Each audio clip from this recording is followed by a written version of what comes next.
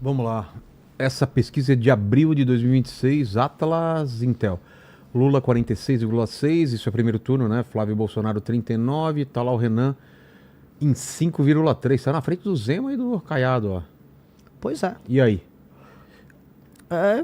Daí pra 10, o que precisa acontecer? Continuar fazendo o que eu tô fazendo. Rodando o Brasil, falando proposta, modéstia à parte. Não quero me gabar aqui, mas assim, a gente tá discutindo proposta o tempo todo. Proposta e análise de E Brasil. com esses números você vai pra debate, pra todo debate, né? Vou. Zema e Flávio já toparam fazer debate aqui comigo. Você também topa? Vamos, iremos em todos os lugares.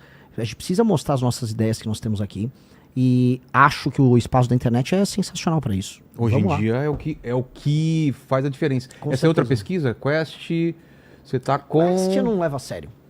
A que você tá mal, você não leva a sério. Não, a que você tá bem, você leva a sério. Não, vamos lá. Falou assim, é legal. Não, Uma não menina é. que fala mal de mim, eu não levo a sério. Não, Aí você fala... vamos mudar. Renan. Datafolha, eu dou pior do que na Quest ou igual e eu levo a sério. Qual que tem do Datafolha aí? Tem, não é isso. Mas qual é o problema da Quest?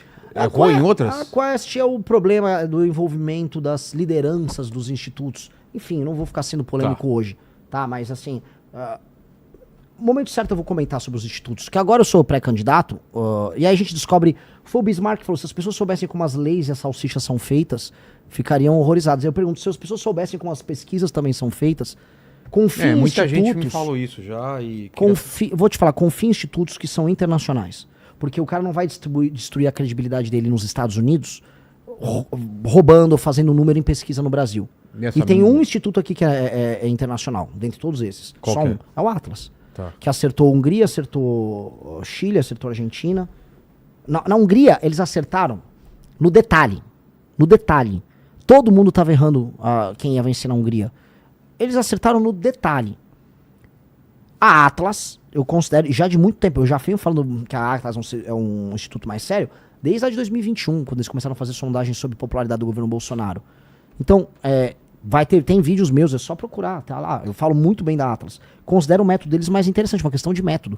Porque ao fazer as sondagens online, eles encontram um eleitorado que já está, em certa medida, mais firme na sua tomada de posição. Enquanto outros institutos que fazem pesquisas em rua ou telefônicas, especialmente as telefônicas em casa, eles vão pegar um eleitor que só tem recall. Então, a Atlas, ela antecipa as tendências do eleitorado. E ao antecipar as tendências, ela aponta os caminhos melhor e ela acaba sendo mais precisa no final das contas. Então eu gosto da metodologia deles. Quando você fala do prender matou, a esquerda te coloca como direita, de extrema direita. E os bolsonaristas colocam você como esquerda. Renan, o que você é? O que o Missão é?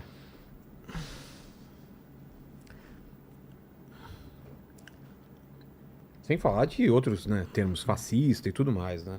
Essa é uma pergunta que ela se torna cada vez mais difícil, porque eu tento sempre ser muito honesto e na resposta que eu quero dar. Ser meramente de direita para boa parte dos brasileiros significa gostar do Bolsonaro. E aí, mesmo tendo propostas muito mais enfáticas e muito mais duras do que, por exemplo, a dos candidatos de direita, como o Flávio, eles vão falar que eu sou esquerda porque eu não sou puxa-saco do sobrenome dele. O esquerdista, veja, eles faziam caricaturas nos anos 90 falando que o Alckmin era nazista.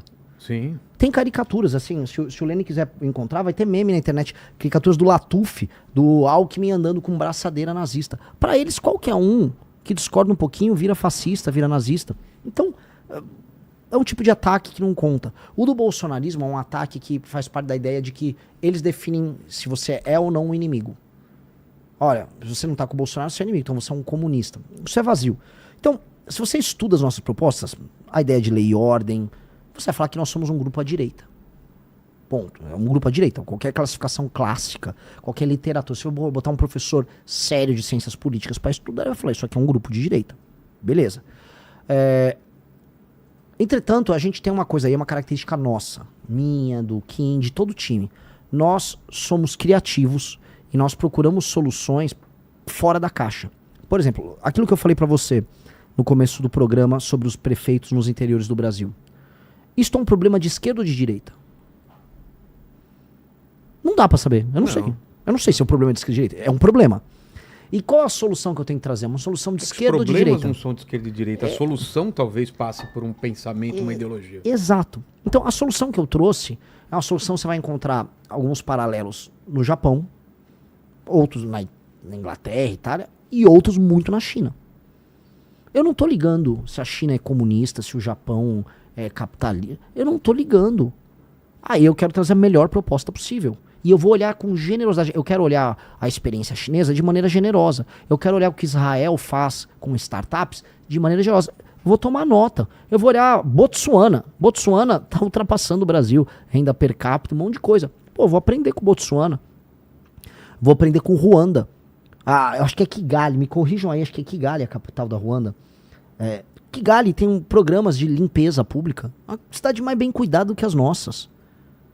Kigali, os caras estão passando por guerra e tudo mais. Então eu vou aprender. Eu tô tomando aula aqui com os caras. Eu quero aprender com todo mundo e não importa se tem cor de esquerda ou cor de direita. Eu acho isso uma discussão idiota. Agora, em princípios valorativos, eu acredito no direito à vida, acredito em lei e ordem, acredito em direito de propriedade. Acho que o motor que induz a criação humana e a capacidade humana de se organizar e gerar riqueza é o indivíduo e é a organização, vamos dizer, privada entre indivíduos.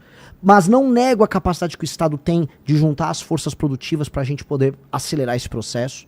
Então, sendo essa pessoa, sim, dá para colocar que eu sou de direita, mas eu e o nosso time somos um grupo que imagina soluções e estuda essas soluções sem se preocupar com rótulos. Quem que é extrema-direita? Eu nem sei definir o que é extrema-direita. O que é extrema-direita? É um grupo, sei lá... hiper racista de algum país? Eu não sei colocar o que é um extremista de direita. Eu volto a colocar. Aqui eu sou qualificado pela esquerda por ser de extrema direita, porque eu não sou petista, porque eu simplesmente não defendo o Lula. Eu não sei qual é a classificação. Muitas classificações vão levar, por exemplo, o Putin a ser colocado como extrema direita. Muita gente na Europa fala que o Putin é de extrema direita. Agora o Putin é aliado do Lula. Aí ele vira um soberanista. Entendeu? Aí é um soberanista. Aí tá tudo bem. Então são esses critérios que eles são meio vagos. Eu não me guio por eles, eu acho isso perda de tempo. Em relação à política internacional, como que o Brasil vai se colocar nessa briga por terras raras, nessa briga de política entre China e Estados Unidos que vai se intensificar cada vez mais, né? Cara, a gente tá tendo mais uma chance, mais uma grande chance. Janela de oportunidade, né? Que as nossas riquezas nos entregam de se posicionar perante o mundo. As terras raras, assim, normalmente as pessoas... É difícil o tema. São vários elementos lá da tabela periódica, elementos com nomes esquisitos. Outro dia eu estava vendo sobre disprósio, né? Elementos são usados para fazer ímãs, semicondutores. Porque as terras raras têm propriedades que são magnéticas, luminescentes e catalisadoras. Então são componentes que têm essas três propriedades. E essas propriedades podem ser usadas na indústria bélica, na indústria de supercomputador, para fazer superímãs e baterias. E o Brasil tem a segunda maior reserva mundial disso. E com a concentração específica de alguns desses componentes que são muito importantes em algumas áreas. Esses componentes, então, eles servem como base para uma indústria de ponta, com altíssimo valor agregado. Aí a gente tem que escolher.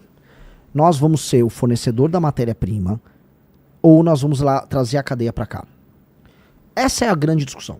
Porque trazer a cadeia para cá, a gente tem que implica que a gente não tem a tecnologia, e que essa tecnologia vai ter que vir de outros países, e que vale a pena para empresas lá fora produzirem esse conteúdo aqui.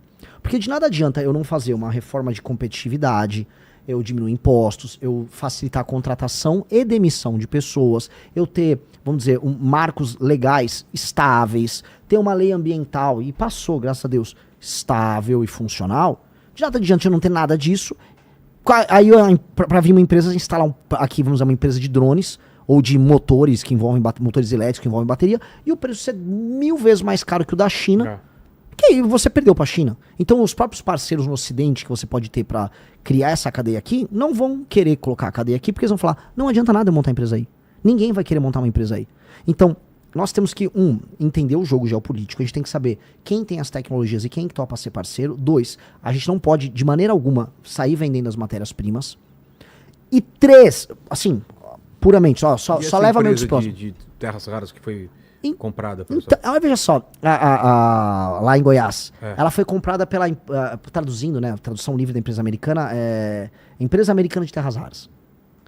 Essa empresa tem 10% de capital federal americano. O Trump comprou, ou seja, o Trump está indo para a linha de estatização e essa empresa se tornou uma empresa de interesse norte-americano para comprar minas de terras raras em vários lugares do mundo, até pagar um valor a mais. O Trump está topando pagar mais até para fazer preço. E aí você começar a direcionar essas terras raras para os Estados Unidos e entrarem nessa super indústria, que a China já tem. Porque a China, como ela tem muita terra rara, é o país que mais tem, e ela tem a tecnologia, e ela tem a competitividade, a China faz o ciclo completo. É. Os Estados Unidos, eles estão olhando assim, vamos pegar essas terras raras em outros países, especialmente o Brasil, e aí vamos processar eles aqui, alguma coisa na França, alguma coisa no Reino Unido, e a gente cria um complexo industrial de terras raras, em que eles ficam no topo e a gente fica na base. Não acho que vale a pena. Por quê? Porque o Brasil pode usar as terras raras para suprir o gap de tecnologia que a gente tem para os outros países. Como a Coreia fez. Exato. Como a própria China fez. Como a China fez. Então a gente tem que usar essa oportunidade histórica e tem que ter um presidente cara de pau, galudo, que vai falar, Trump, não, se for para fazer esse negócio, não vai valer a pena, não vou fazer.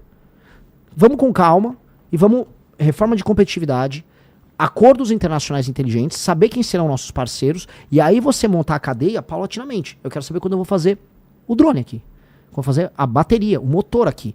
Não só tirar o disprose ou os outros componentes, aí manda lá como estavam falando, não, a gente pode mandar até o imã. O imã é um pedaço, eu quero a indústria completa. Porque aí isso nos coloca no jogo geopolítico. Aí é um Brasil que teve compartilhamento de tecnologia com os gringos, é um Brasil que começa a tirar o gap, começa a ter empregos de alta complexidade, começa a trazer capital humano de qualidade. Gente da Coreia, gente dos Estados Unidos, da Índia, do Japão, para trabalhar aqui, isso vai elevar os salários, melhora a economia. E outra, cria uma indústria de defesa aqui, que é uma piada a nossa indústria de defesa.